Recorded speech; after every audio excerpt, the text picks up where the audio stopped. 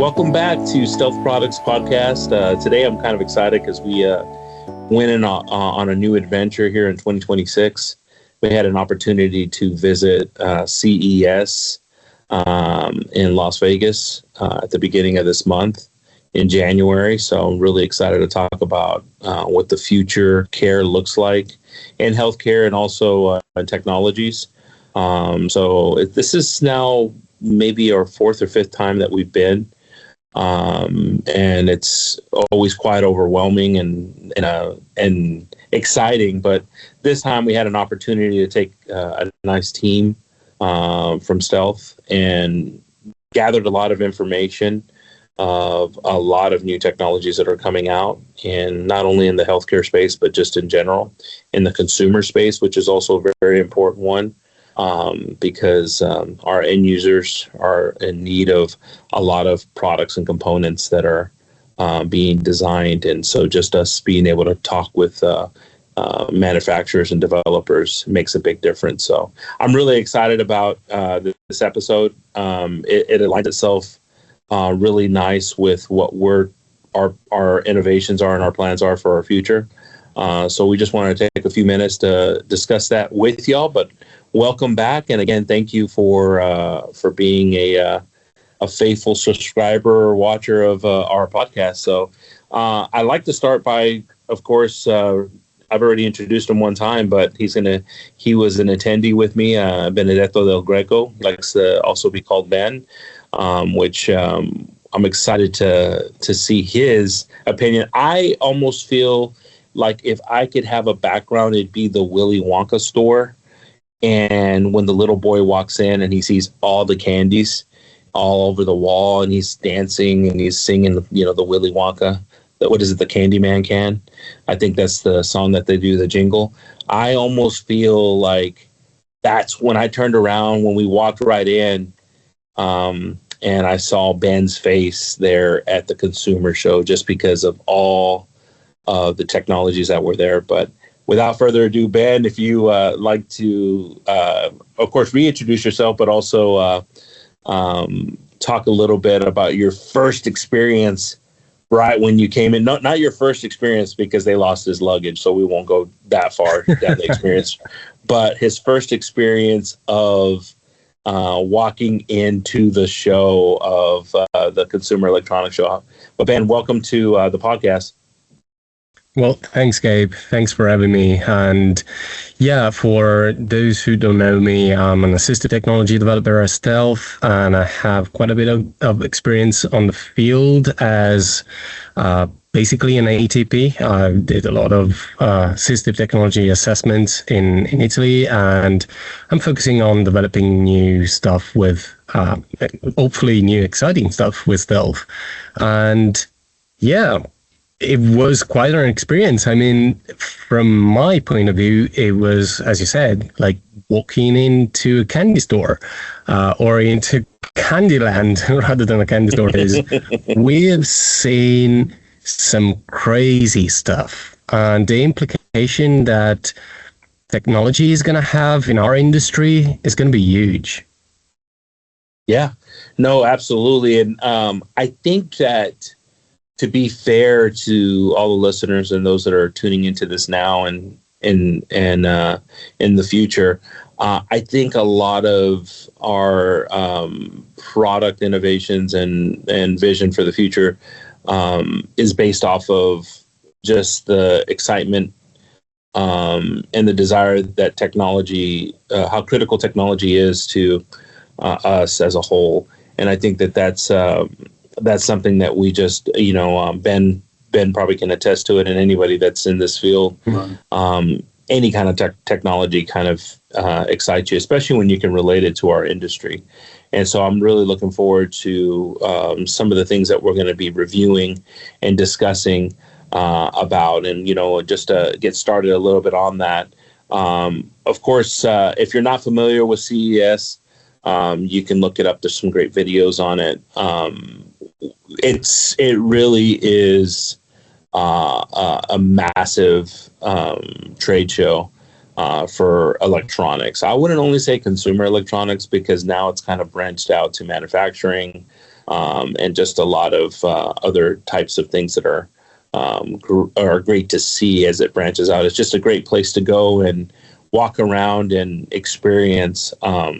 But I will tell you one thing: we walked 35 miles those few days that we were there, and it was pretty intense to keep up with everything that was coming. But it was good to have great conversations with developers and designers and universities, but also to be inspired for the future. So what we'd like to talk about on this podcast, and I've got it up here, is a little bit about what our vision has been through the years, and how that aligns itself with things that are not only here. I mean, we saw flying cars, so I don't think we see flying cars yet.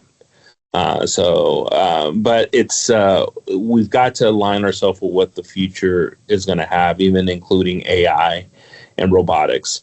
And I think that was really exciting. I know it was extremely exciting for Ben. And so I know he was really into that. So I'd like to hear him talk a little bit about that. But we'd like to talk about our vision, our current, and the future.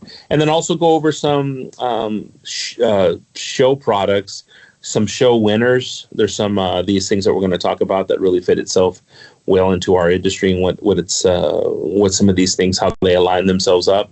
And then also kind of talk a little bit about goals for our industry, and what goals that we've set, because it's so different when you're there at the show and you meet up a startup group that's developed an amazing product that some large manufacturer is probably going to come and buy and take it, and now it's going to be a part of a major brand. But it's so interesting to talk to them and see how they've created, how they've designed, and how they develop things, and get their mindset and get a good understanding of what it took to create what they did. If it's from a university level or a startup level, all the way to now they're in a major brand booth. So that was a great learning experience for us too. And then of course, final thoughts just on the show and as a whole from Ben and I. So without further ado, let's get started with the vision aspect of Stealth Products. I think that one thing that's unique, one thing that's known for Stealth, is our innovation and design. That's been from the very beginning. I'm always very proud and impressed with products that we are launching. There's some great engineering that's done behind it when it comes to strength and how it functions and how smooth the edges are and just how clean it looks. There's always a lot of consideration in a lot of those things. And we had moments when we're at the show, we're looking at something, and I loved it. And I just remember one of them, I was just amazed with something looking at it. And Ben looks at me unamazed and saying, "Yeah, we could do that." And he had to remind me at that moment, like, yeah, hey, he's like, almost like wanting to tell me, hey, we're still products. We do stuff like that. And right. I think that it was awesome to hear that from him, and also encouraging. But that's our vision, is that we innovate in our design. We also make sure the simplicity is there in how it functions. It's got to be simple. It's got to be intuitive, and from that level of it too. So that's always in everything, including the stuff that we're doing now, and we've talked about with Ben in the future of our designing of electronics and what's coming forward, which we're really excited about. And in future podcasts, we'll actually have some things to talk about that I'm really excited about. But also we want to talk about is what the future is when it comes to connectability. That's very important to us. I remember the first day I tried to connect to something for the first time on Bluetooth, and I couldn't do it. Some people still have challenges as they buy something and they buy a device and it doesn't connect as it's supposed to, and you get frustrated because you thought it was going to function properly. And there's a lot of reasons why, right? You don't ever know those as you're a consumer just buying it. And you're like, oh, look, $13 Bluetooth headphones. Oh, wait, they don't connect to my, $800 phone. So there's some challenges, there's some circumstances that come up. And I think that for us, it's got to be also simple. Sorry about that. It's also got to be simple in the way it connects, and for users that are using it, because again, it's got to be seamless and intelligent from that standpoint. So, but I have a product that I've been doing a lot of talking, Ben, here, and I'm going to continue on the first one here. But one of the things that kind of stood out to me as I saw this walking by, right, is maybe it's because I'm so vain, as you can tell. I'm so vain having to do my hair in the mornings and do all this stuff. But I found that this Nuralogix mirror is really something that I see not only being important in future healthcare, but also being important in our industry. The more I start to think about how critical being able to diagnose, being able to look at imagery and find, sometimes deformity, sometimes if it's progressive types of diseases, and get a good understanding as I'm planning and as we're developing and seating systems or doing things like that. But what I liked about this is it was a selfie mirror, right? But it used AI to look at your health. And for me,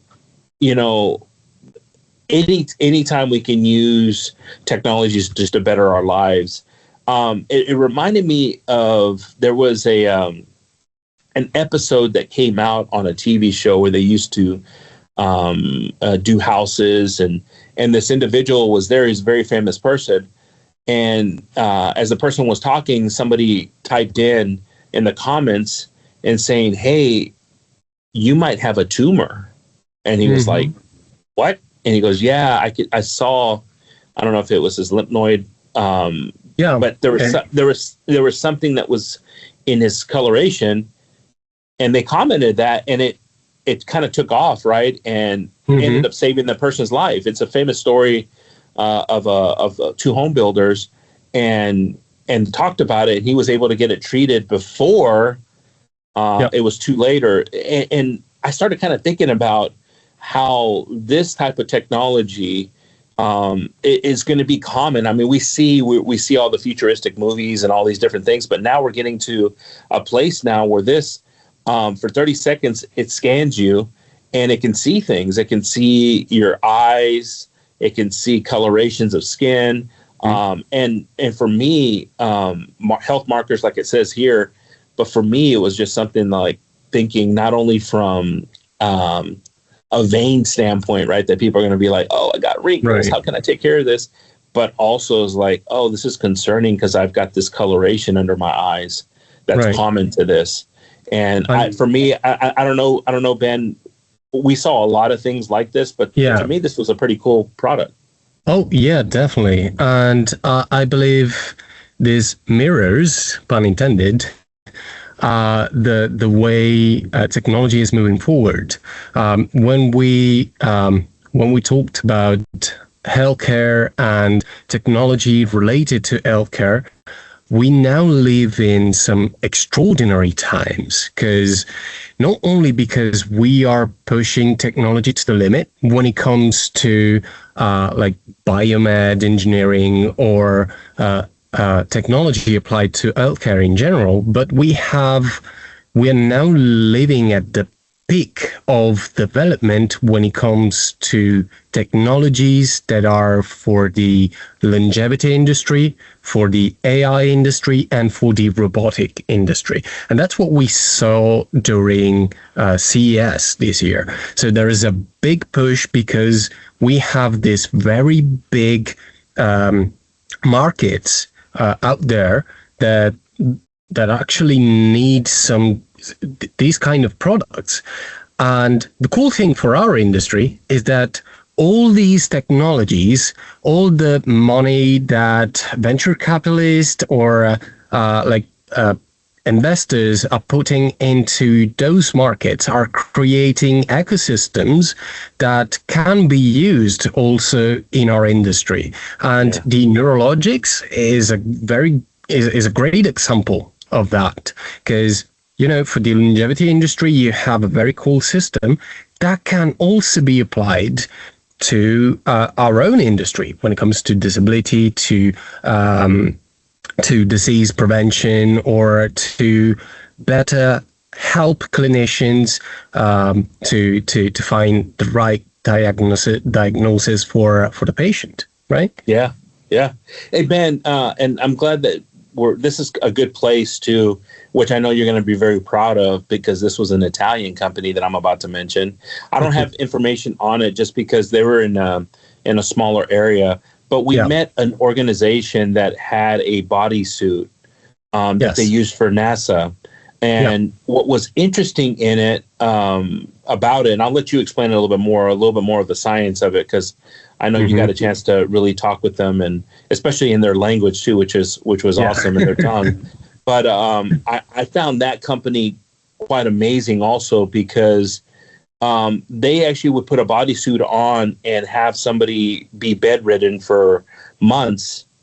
And they were measuring everything. They were measuring muscle loss, everything. So I don't know, Ben, if you want to talk a little bit about that, because as we started thinking, that's information that's valuable for us. And because for them, they're measuring it because they want to figure out what they have to do when they're in space and they lose that. What could they be doing, feeding, all these factors? But I don't know if you want to explain a little bit more. Of course, it was kind of out of our price range. It's going to be something that you go pick up at the sporting goods store or something like that. It's going to be something it's going to take a little bit of time, to your point. Yeah, but the cool thing, that is the standard approach that we use to in technology advancement or in technology innovation. If you look at history of technology, you see that the greatest inventions, or the vast majority of them, come either from the space industry or the military industry.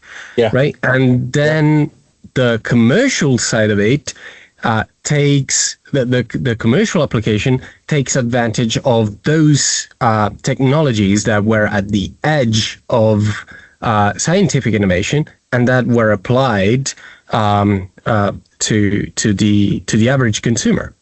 Now, what I see in that particular startup is that, because what they developed is basically a smart suit that you can wear, and that has a bunch of different sensors in the suit, like tailored into the fabric of the suit, so that once you put it on, you not only have access to data from a quantitative perspective. So you are able, as an engineer, for instance, to get that data and study that data and do all the possible inference with it.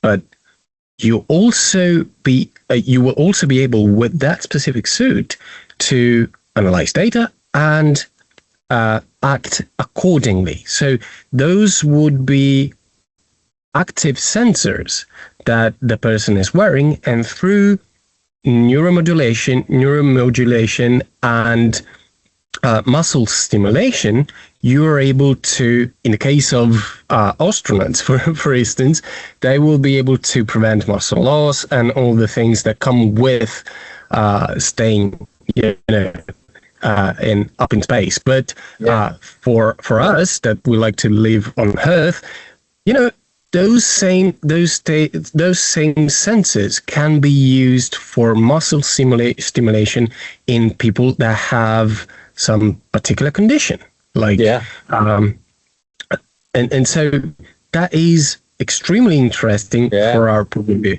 And the things that we're gonna see now for the following years, but also for the following slides that you're gonna show, is how that industry, like the things that we used to see with the military industry and then the space industry, are now coming from the general market, like consumer applications that we can now use for assistive technology. Yeah, I love it. I love it, Ben, too, and I know you're proud that it was an Italian company. So I'm impressed that you didn't wave that flag as much as you did in talking about it. But these guys they did a great job.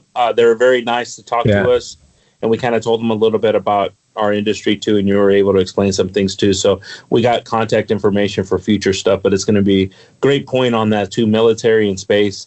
are using the cutting edge that brings a lot of that technology into it. So moving forward, man, I know that this was really important. It's not the first time that we've seen it, but we saw it at a consumer level probably more than ever, which was the exoskeletons. And there's a funny story with it from this level. One of the gentlemen that was with us had knee issues and kind of felt like, hey, maybe I should get some of these. They had some just specifically for the legs only, for assisting people to lift up things and just in walking and stuff like this. And if you get a chance and you're seeing the CES videos, you'll see a lot of people trying these on. But what I was thinking, and I've always thought about, is that we've come a long way from the first generation Iron Man suit, right? Which is that big metal one. And you hear all the gears and doing all this stuff. Even the example right here from this company right here, which is awesome. And they received an award because they were able to make a tiny, look at that, from ages 2.5 to 7, making an exoskeleton for kids. And you could see the larger one that they had for teens here on the right side. They won a CES Innovation Awards, which is really neat because as you're walking the show and it's just so overwhelming with information. And you're like, where do I go? What do I do? Where do I go? What do I do? And then you just find this area where it has all the awards and you're like, oh, let me go in here and just be amazed with people that won awards for cool, unique things. Well, they won one for this, which was awesome. Now, I definitely want to talk about this because this is critical, as we know, in our industry, and this is going to be the future of a lot of things. But I was so shocked on how much stuff they had just for the consumer population, the elderly population, also manufacturing.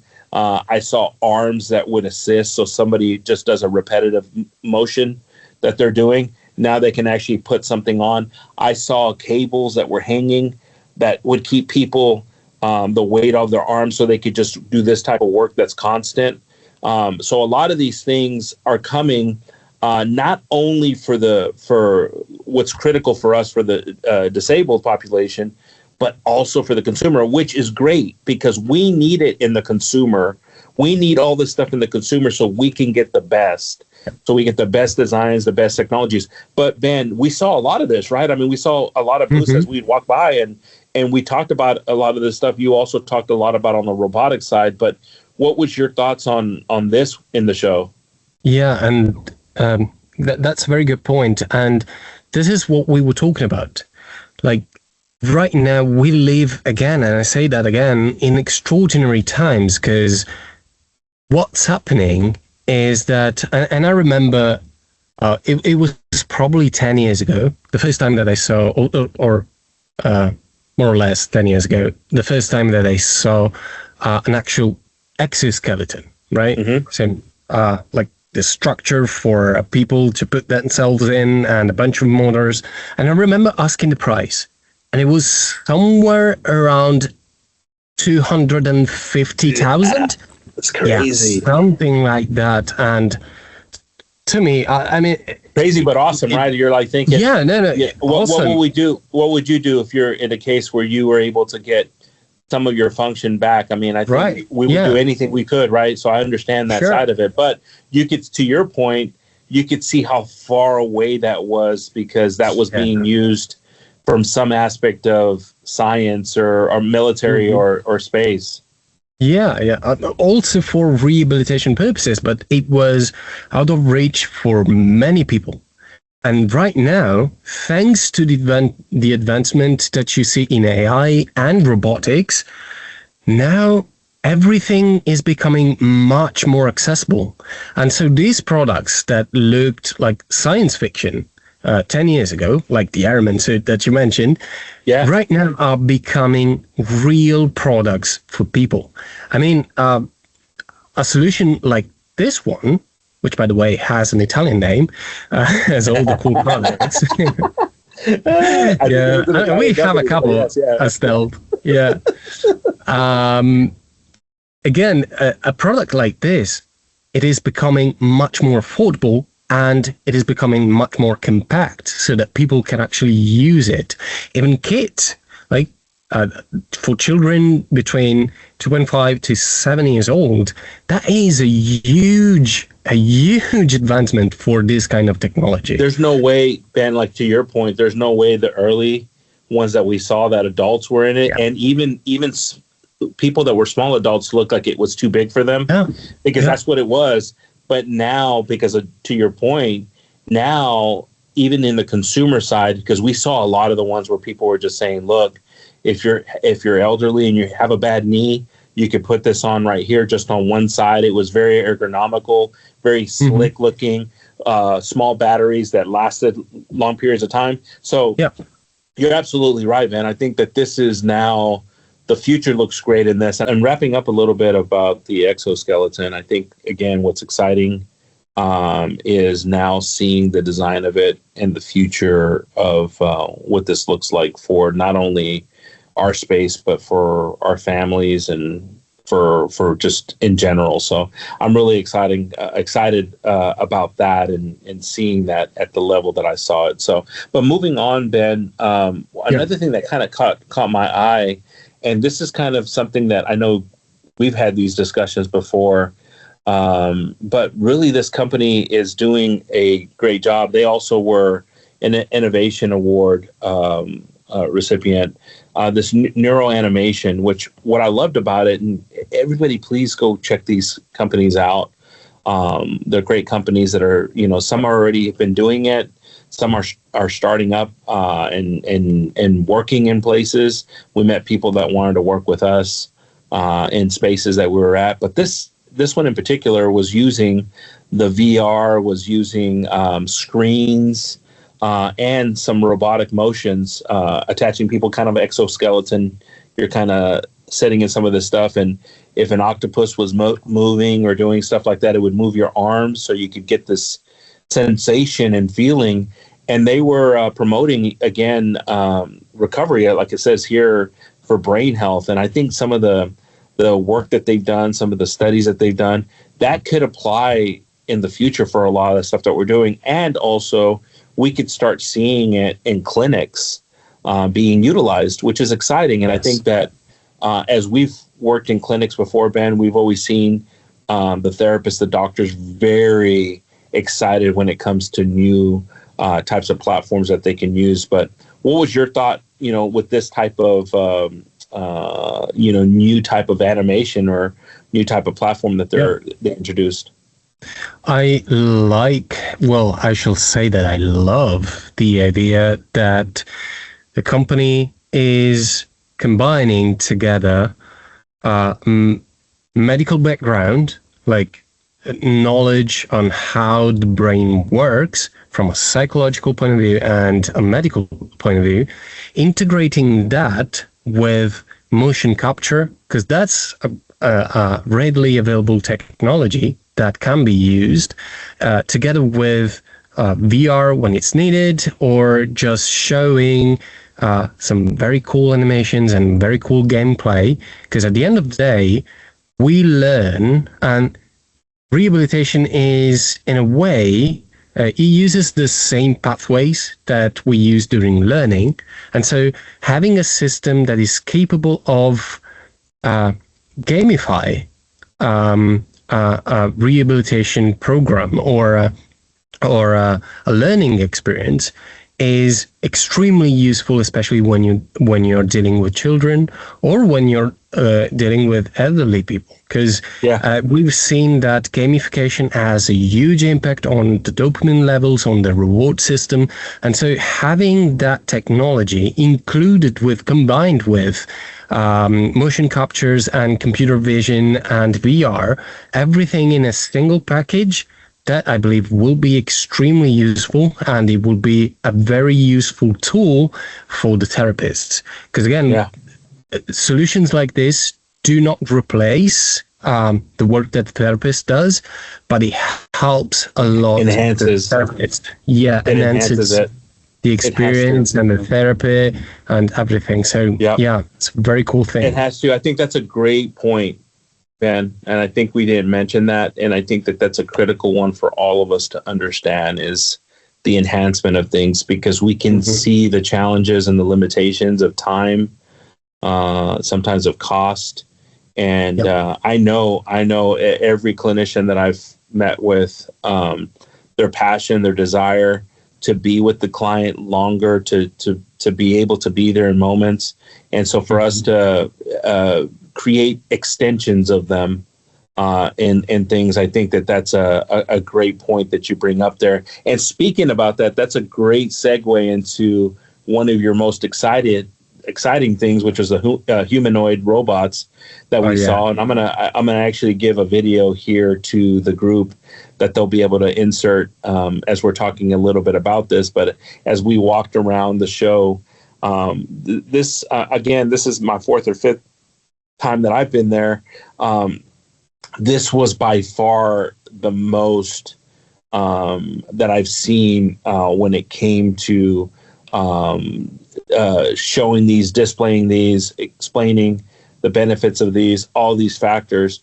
And so I think that it's right around the corner from just even simplicity ones that we're going to show to the next one that you have.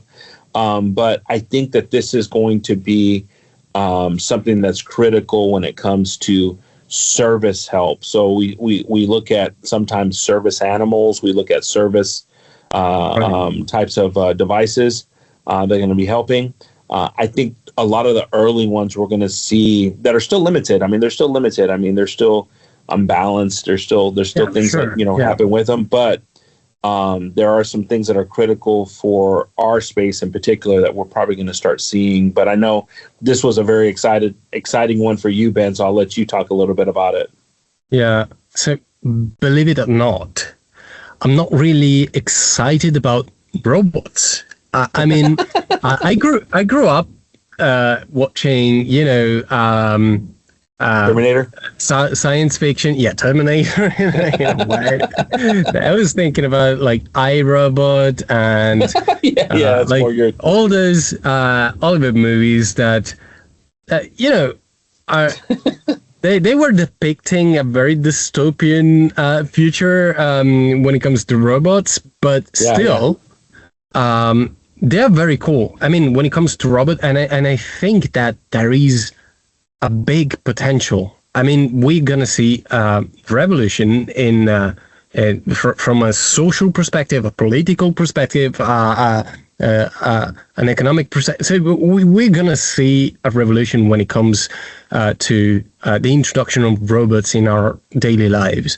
But what really interests me is the why we have robots right now. And we've seen AEON, we're seeing the Switchbot, the Onero H1. So the Switchbot has a different approach, because the first one that we saw in the other slide is a full humanoid robot.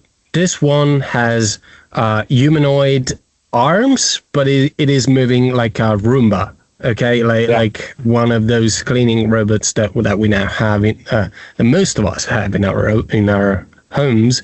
And the cool thing about this type of robots is that they are conceived to be household robots. So they are conceived to be helpers for people, not only people with disabilities, but people in general. And so we see this trend now where like the commercial application are merging with the needs of people with disability as well. And so this company in particular has been around for quite some time, and they have developed something that I really like, which is the Switchbot, that little image that you see on the right, which is basically an electronic finger that pushes buttons for you. And now they are developing full humanoid robots. But again, to come back to my excitement about robots is not just because we are seeing robots, which is extremely cool. I have to tell you that, but it's the why that really excites me. And the reason why we are seeing robots now is because we have been seeing huge advancements in the development of hardware that is needed for doing AI. And by AI, we mean also computer vision and context understanding. So if we have a system that is capable of understanding to some extent, to the same level that humans are able to understand their surroundings, then we are able to create smart systems.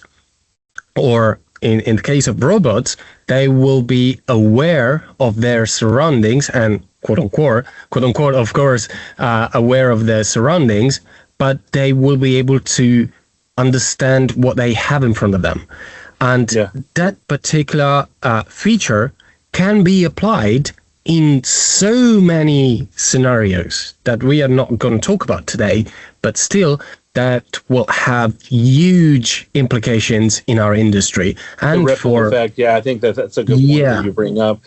Ben, I know we looked at sensors, and a lot of those you can see on the fingertips right there of even this one right here. Yeah. A lot of those sensors are critical for understanding pressure, of grabbing a paper cup to grabbing an apple, the difference that's required in that. So I think we learned a lot from this space, and good point on that too, from cameras to infrared sensors, all these different types of things. So it really did excite me on that side of it too. And you're right. I you know what? Now that I think about it, I do remember looking at you. You looked scared. You did look scared. Now that as you would walk past the robot, you did get scared a little bit. So yeah, that's the only time at the show that I noticed that you would get closer to me.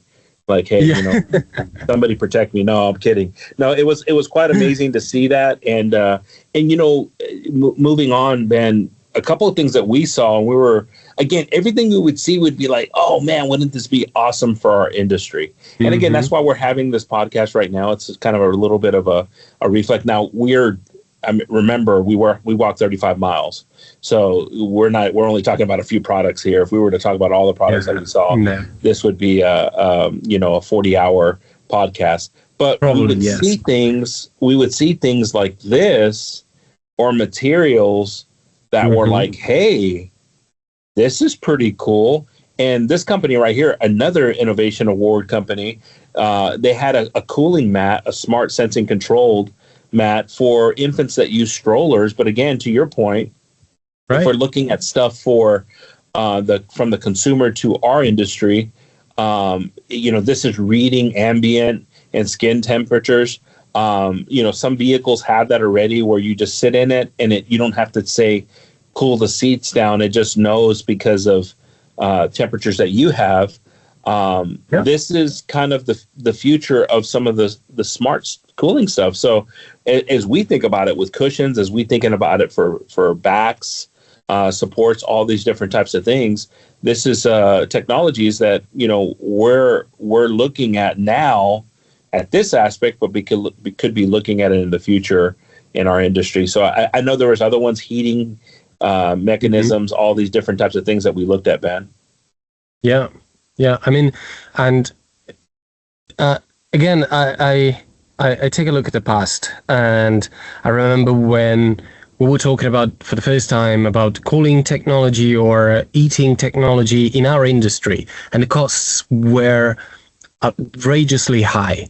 Now that we're seeing companies working for the larger consumer market, I expect that this type of technology will be much more common to see into specialized seatings and position systems. You're right. So that's You're really right, Ben. And I think that's what we're going to see it. Imagine this. Everybody wants to get into, it's a multi-billion-dollar industry for designing for babies and infants. And if you're looking at car seats, you're looking at the things that they're looking at here. You're absolutely right. I think that's the thing that excites us, because we'll just benefit from it. It's a shame that you can't design the opposite way, but because of funding constraints and all these challenges that we have. But what do we do as an industry? I think we've always done a great job of getting out there and finding this type of stuff, and I think we'll continue to do that. So moving on to the last thing, and I'm going to pass this on to you, Ben, because I do remember we saw a lot of wearable devices, and that's very critical and important. And like we were talking about, for the future, connectability and all these different types of stuff. But this one in particular, it's quite amazing. And you could check out this company already and some of the stuff they're doing. But if you want to talk a little bit about what impressed you, Ben, on this. Oh yeah, absolutely. And I shall say that I'm a big fan of neurotech, like neurotechnology, and from a broad perspective, meaning like invasive neurotech like Synchron or Neuralink. I think that it has some huge implications in assistive technology, but I also like this type of neurotech, which is non-invasive. So the cool thing about this product is that they are earbuds that you put in your ear, like for listening to music, but they also are a sensor that is capable. Well, they have a bunch of sensors, as you can see from the image, but they have sensors that are capable of detecting your brain waves and your muscles impulses so that they can detect your facial expressions or basically detect any micro movement that you can do with your head or with your face in order to transform that into an input.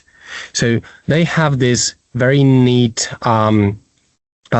image that we have put at the bottom left of this slide, where you can see different input devices or input methods like the keyboard, the joystick, the mouse, a voice control, and things like that.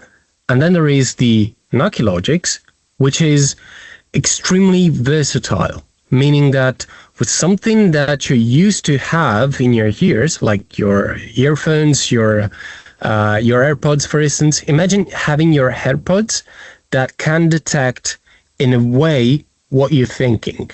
So it's not like reading the brain, but it is reading the signals that are coming from your brain to your muscles, to your facial muscles. Yeah. And that is a system that allows you to make video games accessible, to make PCs accessible. And they even had a demo where they were driving a power chair with such a system. And it's available on their website. So yeah, no, it was great. Cool. I do remember passing by them and just staying there watching the video that's available too online that you're referring to. And again, to your point, this stuff back in the day, as we're, they would have games, board games where you could control a ring that went around a maze with this little attachment to your head that kids would get. But now this stuff is advancing, and hopefully we're the benefits of it. Our industry is the benefits of it. So this is a great example right here, Ben, of some of the stuff that we saw that's now at a consumer level, because consumers can use this, like you're saying, for working, for doing that. Like I said, wearables for us were one of the things that we really appreciated, and we spent a lot of time at the show. And so all different types and also sensors and all this stuff. So it was great from that standpoint right there. But, Ben, I know, we could go on for days on talking about this stuff but there's a reality to it, right? We left there, and we had in our mindset, goals, that we had, and we had it before we went there, but we came out even with more. And I think in particular, that's the most exciting part. So I think that for us is, of course, developing more adaptable types of devices, and especially when it comes into our space, that's the most critical thing, is that we cannot, just think about one size fits all. It has to be expandable, modular, all these factors that come in. And I think that that's what we've experienced always, and we've talked about.